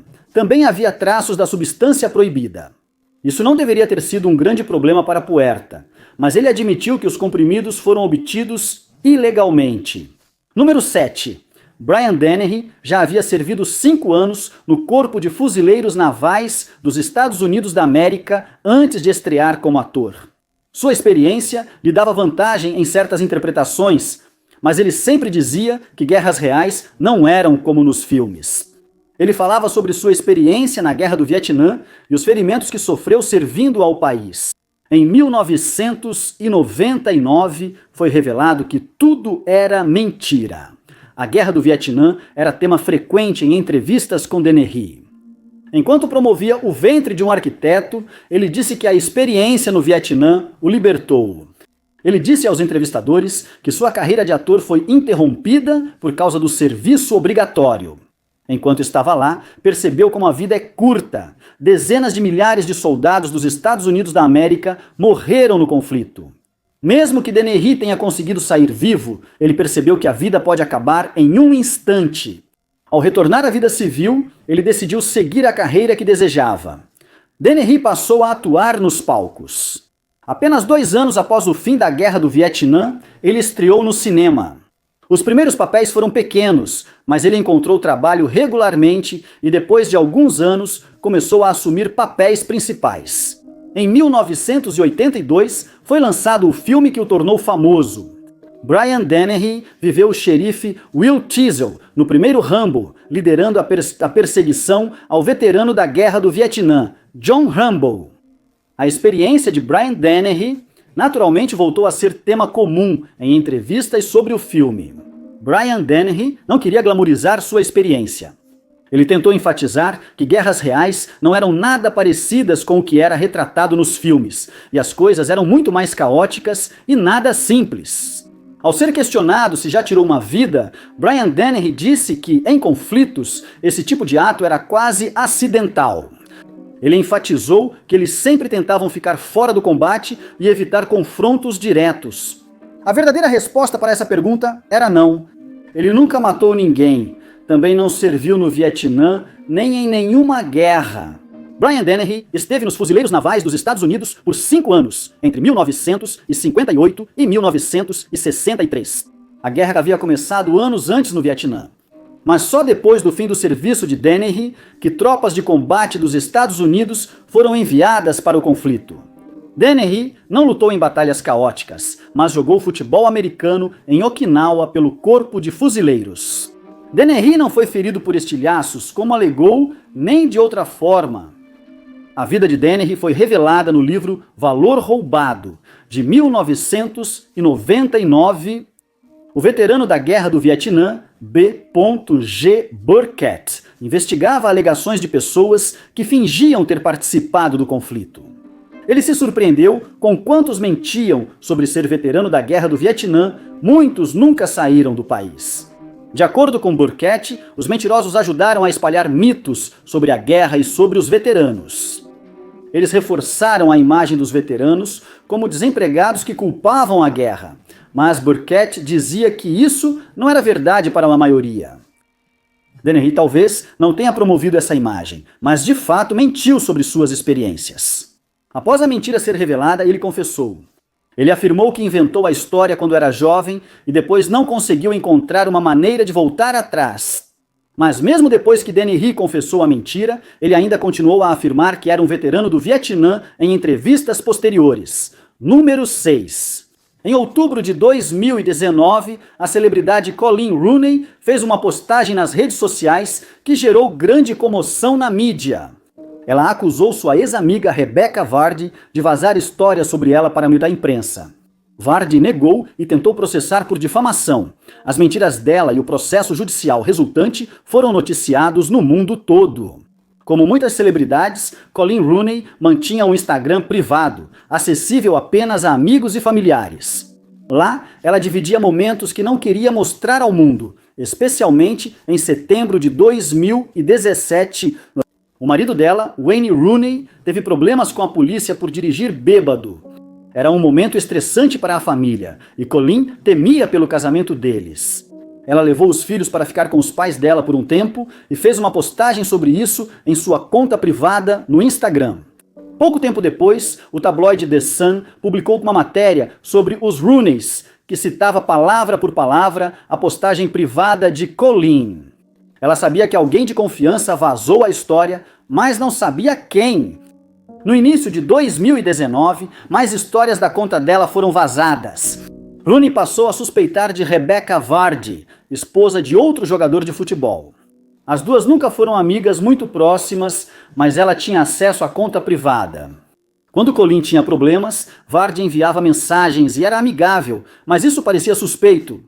Coleen mudou as configurações da sua conta do Instagram, fazendo com que apenas Vardy pudesse ver certos stories. Depois, ela fez publicações sobre ir ao México para ajudar a ter uma menina e sobre o porão da sua casa inundando. As histórias eram totalmente fictícias, mas pareciam reais. Nas duas vezes, as histórias depois apareceram no jornal The Sun. O jornal só obteve informações das histórias pelas postagens no Instagram da Coleen, visíveis apenas para Vardy ou quem usasse sua conta. Rooney revelou a notícia em outubro de 2019, mas Vardy negou qualquer irregularidade. Rooney provou que só a conta da Vardy viu as postagens sobre a enchente e a viagem ao México, mas Vardy disse que outra pessoa poderia ter acessado sua conta. Poucos acreditaram nela. Em 2020, Vardy agiu contra Rooney para limpar seu nome. Ela tentou processar Rooney por difamação. Nesses casos, a melhor defesa é provar que a acusação é verdadeira. Não é possível processar por danos se esses danos foram causados por uma declaração verdadeira. Rooney teve que provar que Vardy era responsável pelos vazamentos. Durante o julgamento de uma semana, mensagens entre Vardy e sua agente foram exibidas. As mensagens tratavam de vazar histórias para a imprensa, mas só uma pequena parte foi visualizada. Vardy afirmou ter perdido mensagens quando trocou de celular. Até o perito dela achou a desculpa notável. O celular da agente também foi perdido. Ele caiu no mar enquanto estavam em um barco no Mar do Norte. A equipe de defesa também mostrou como Vardy combinou com paparazzi para tirar fotos dela mesma e das esposas e namoradas de outros jogadores de futebol sem que elas soubessem, e foi vista tentando sentar o mais perto possível de Rooney nas partidas. Após muita deliberação, o juiz decidiu por Rooney. Vardy foi quem vazou as histórias, e o juiz descreveu seu depoimento como inconsistente com as provas documentais, evasivo e implausível. Número 5. Brian Johnson ficou famoso como a estrela das redes sociais, o rei do fígado. Ele acumulou milhões de seguidores como influenciador fitness, exibindo sua força e físico em desafios extremos. Ele dizia que tudo isso foi alcançado pelo chamado estilo de vida ancestral. Em dezembro de 2022, ele admitiu que mentiu. O setor de fitness e dietas é um grande negócio. A pesquisa em saúde humana evolui constantemente, tornando difícil para muitos acompanharem a dieta mais saudável. É mais fácil buscar pessoas que parecem ter o melhor estilo de vida e seguir seus conselhos. Questões de imagem corporal e disforia muscular vêm crescendo. Cada vez mais pessoas com essas condições buscam respostas em quem desejam se espelhar. Em 2021, Johnson se tornou uma dessas pessoas. Quando ele começou a postar nas redes sociais como Liver King, ele já tinha um negócio de sucesso vendendo suplementos baseado em sua filosofia de estilo de vida ancestral. Johnson não inventou a ideia de retornar a um modo de vida mais simples. Diversos influenciadores fitness e de lifestyle defendem que comer como homens das cavernas seria o modo correto de sobrevivência do corpo humano, mais ou menos. Apesar da discordância dos cientistas sobre nossos ancestrais seguirem tais dietas, a teoria conquistou muitos adeptos. Mas, embora Johnson não fosse a única pessoa promovendo isso, ele criou uma marca sendo mais extremo. Johnson afirmava estar adicionando de volta elementos à sua vida que haviam sido removidos pela vida moderna. Isso envolvia dieta de órgãos crus, exercícios intensos e masculinidade estereotipada. Johnson inicialmente pensou em gravar um vídeo trazendo as compras do supermercado, mas desistiu por achar que não era um trabalho de homem. Johnson aparentava que esse estilo de vida era ideal para manter a forma física.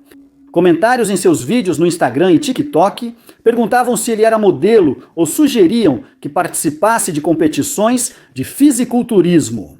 Ele vendia um estilo de vida para seus fãs, chamados de primais por ele. Ele defendia que qualquer um podia ter seu físico e que esse estilo de vida também beneficiava a saúde mental dos jovens. Logo após Johnson estrear nas redes sociais, outros influenciadores fitness duvidaram que tudo fosse tão natural quanto ele dizia. Johnson foi entrevistado por mídias e podcasts. A questão do uso de substâncias para melhorar o desempenho era frequente. Cada vez, Johnson negava ter usado hormônios ou substâncias semelhantes para conseguir seu físico. Em 2022, ele não pôde negar as evidências apresentadas. Outro youtuber, chamado More Plate More Dates, postou um vídeo de 1 hora intitulado A Mentira do Rei do Fígado. O vídeo incluía e-mails enviados por Johnson, nos quais ele detalhava exatamente quais substâncias estava tomando. No e-mail, afirmou treinar há 35 anos. Porém, aos 40 anos, ele achava cada vez mais difícil manter o estilo de vida. Ele estava trabalhando com uma farmácia para descobrir uma mistura de hormônios e substâncias para ajudá-lo, o que somava $11 mil por mês. Johnson seguiu postando vídeos em suas redes sociais, mas não tem mais a mesma atenção de antes. Número 4. Em janeiro de 2013, um site de notícias esportivas divulgou uma história muito estranha sobre um jogador de futebol americano universitário, Manti Te'o, da Notre Dame, que tinha sido uma das estrelas da temporada e ganhou admiração por sua força e perseverança após a morte de sua avó e namorada. Uma dica enviada ao site revelou que nem tudo era como parecia. De acordo com Te'o, ele conheceu sua namorada em 2009. Ela era estudante da Universidade de Stanford e eles se conheceram quando Te'o jogou uma partida contra o time de Stanford. O nome dela era Linai Kekwa, e como Tel, tinha ascendência samoana. Trocaram telefones e nos anos seguintes conversaram bastante. Kekwa gostava de futebol americano. Ela era multilingüe e musicista talentosa. Segundo Tel, eles se viam durante visitas ao Havaí e, com o tempo, iniciaram um romance. A carreira de futebol americano universitário de Tel estava crescendo junto com seu relacionamento. Em 2012, ele foi um dos destaques e ajudou 12 vitórias na temporada. A vida familiar de Tel começou a se complicar no início de 2012. Kekwa sofreu um acidente de carro e foi levada ao hospital. Tel não pôde ficar com ela, mas ligava todas as noites.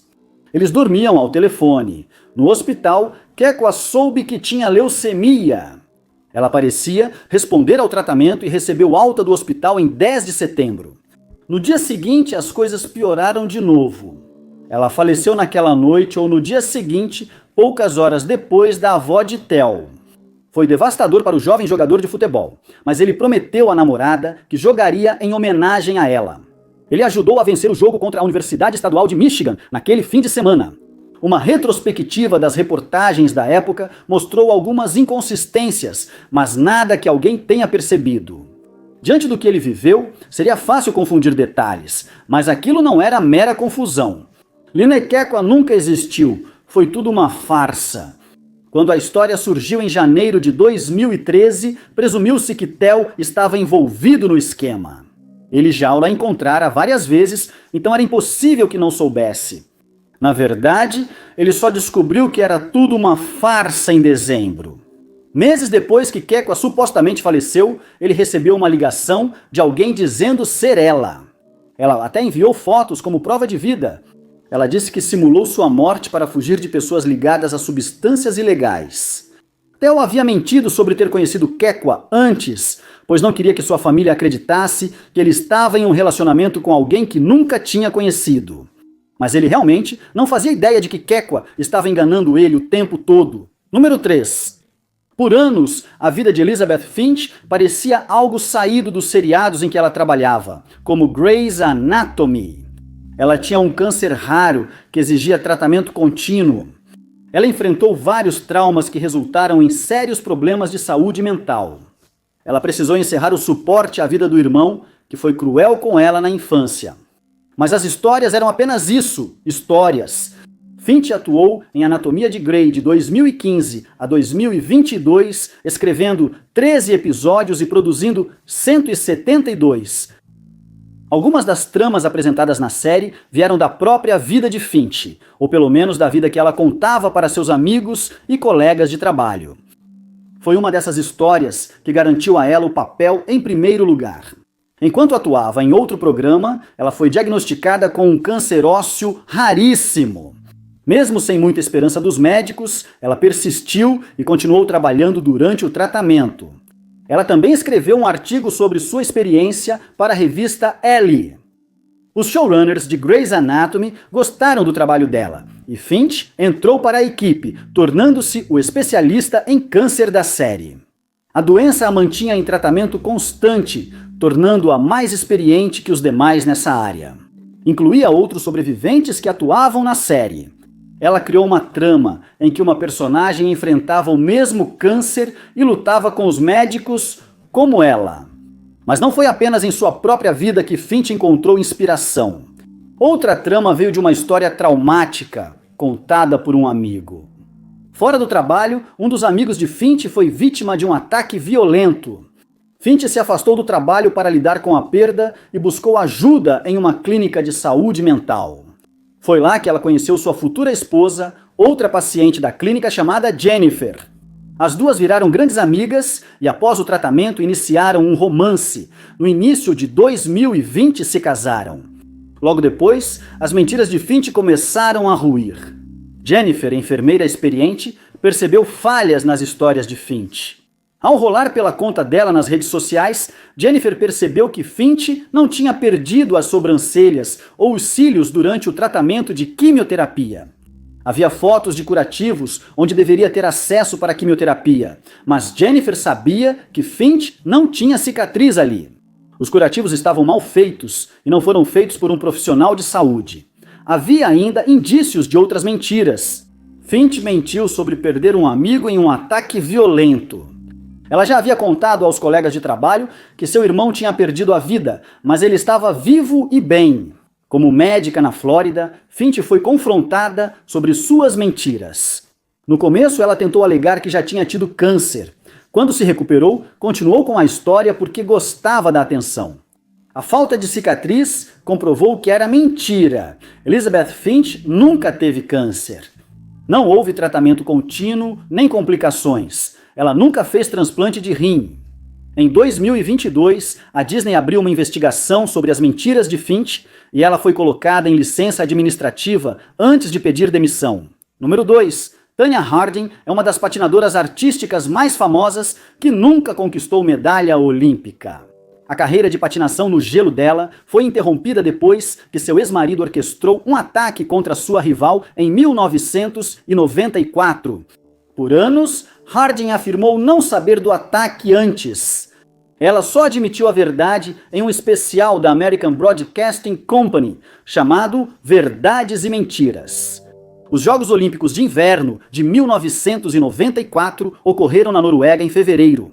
Os Estados Unidos puderam enviar 2 atletas para a prova individual feminina e houve uma competição acirrada para conquistar as vagas. Com a aposentadoria da medalhista de ouro Kristi Yamaguchi, Harding parecia pronta para ser a principal patinadora artística dos Estados Unidos da América. Outras atletas também queriam esse lugar. Entre elas estava Nancy Kerrigan, medalhista de bronze nas Olimpíadas de Inverno de 1992.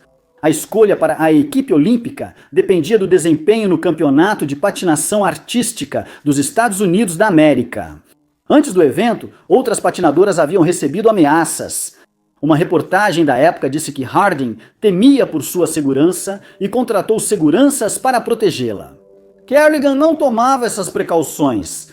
Na noite de 6 de janeiro, após o treino para o evento, Kerrigan foi atacada. Ela foi atingida na perna por um objeto parecido com um bastão. As consequências foram registradas por câmeras que gravavam o treino. O pai dela a carregou enquanto ela gritava de dor, questionando por que aquilo aconteceu com ela. Enquanto Kerrigan estava no hospital, o campeonato continuou. Harding ficou em primeiro lugar, à frente de Michelle Kwan. Kerrigan não pôde competir. Felizmente, o ataque não quebrou nenhum osso. Ela conseguia andar, mas estava com muita dor para competir no campeonato. Todas as patinadoras concordaram que ela merecia a vaga olímpica e deveria ir no lugar de Kwan. A investigação sobre o ataque já estava em andamento e logo as suspeitas recaíram sobre Harding. O FBI entrevistou pessoas próximas dela e um de seus seguranças confirmou que o ex-marido de Harding, Jeff Gallulli, planejou o ataque. O matador de aluguel Shane Stant cometeu o ato, mas os mais próximos de Harding foram os verdadeiros responsáveis. Harding negou qualquer envolvimento no ataque e ficou chocada quando a verdade veio à tona. Mas o FBI não acreditou na história. Eles disseram a Kerrigan que, mesmo sem provas, acreditavam que ela era a mente por trás de tudo. Harding, até hoje, nega ser a responsável. Mais tarde na vida, ela afirmou que Gallulli era violento com ela e que temia por sua vida quando estava perto dele. Mas quando os processos legais começaram, Harding se declarou culpada de conspiração para dificultar a acusação. Ela agora afirmava que soube depois que Gallulli estava por trás do ataque, mas não havia revelado essa informação. Harding foi multada, condenada a serviços comunitários e 3 anos de liberdade condicional. Ela pôde competir nas Olimpíadas, mas depois foi proibida de participar de outras competições. Número 1. Atletas olímpicos representam seus países no cenário mundial. Antes dos Jogos de 2016 no Brasil, atletas dos Estados Unidos da América foram orientados a se comportar bem e respeitar os anfitriões. Tudo estava indo bem, até que o nadador Ryan Lochte relatou um assalto à mão armada horrível. Foi um assalto à mão armada que não ocorreu. Antes dos Jogos Olímpicos do Rio, havia muita especulação da mídia sobre a segurança da cidade. O Rio era conhecido como uma das cidades mais perigosas do mundo. O governo vinha tentando combater essa reputação, mas histórias de turistas sendo sequestrados e levados a caixas eletrônicos ainda eram, infelizmente, comuns.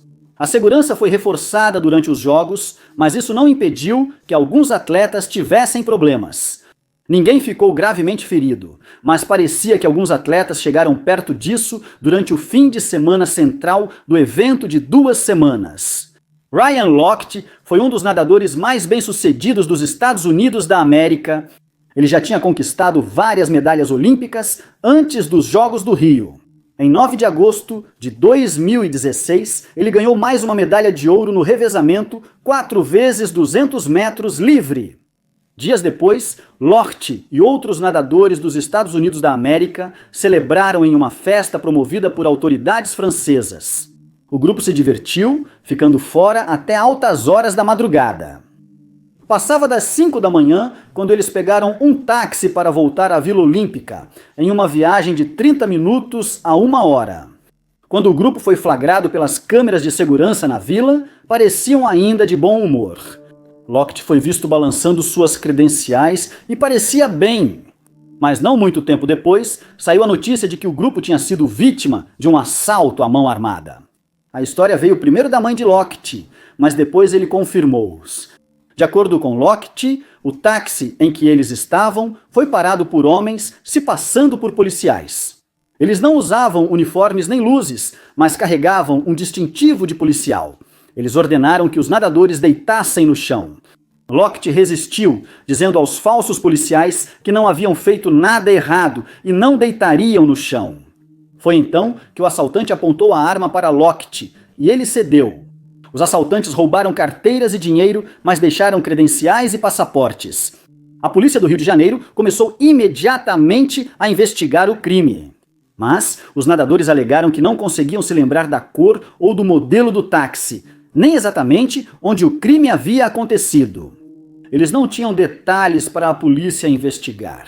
A polícia também não conseguiu encontrar o taxista que teria sido atacado, e não demorou para a verdade vir à tona. Ryan Lochte inicialmente disse que eles pararam em um posto de gasolina para usar o banheiro e foram atacados, mas a polícia suspeitava que o ocorrido foi diferente. Um dos outros atletas confessou a verdade. Os nadadores foram abordados quando pararam no posto de gasolina e causaram danos à propriedade. Eles tentaram sair, mas o dono exigiu que pagassem pelos danos. Um segurança parou o táxi e os obrigou a descer. Os homens pagaram $20 americanos e R$100 brasileiros. Quando a verdade apareceu, o Comitê Olímpico e a Federação de Natação dos Estados Unidos da América suspenderam Lochte por 10 meses por mentir. Os outros nadadores foram suspensos por 4 meses. Muito obrigado por assistirem. Se você gostou deste vídeo, não se esqueça de clicar no botão de curtir. Não esqueça de se inscrever e ativar o sininho para acompanhar nossos próximos vídeos. Mas meu nome é Ty Notts e eu vejo vocês no próximo vídeo.